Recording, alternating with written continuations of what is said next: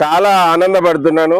ఎందుకంటే మా చెల్లెలు వరలక్ష్మికి ఈరోజు మాకు సన్మానం చేసుకోవడానికి అవకాశం కలిగినందుకు.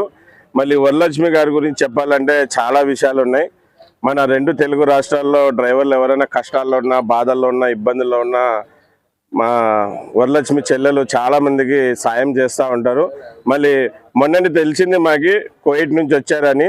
మళ్ళీ తెలిసిన విషయం, అమ్మ మేము డ్రైవర్ జోడో యాత్రకు వస్తున్నాం, మీ ఊరు కూడా వస్తున్నాం, మళ్ళీ మీరు కొద్దిగా అవకాశం కలిగిస్తే మేము డ్రైవర్లమంతా మీకు సన్మానం చేసుకుంటామన్నాం. వచ్చారు, సన్మానం చేసినాం.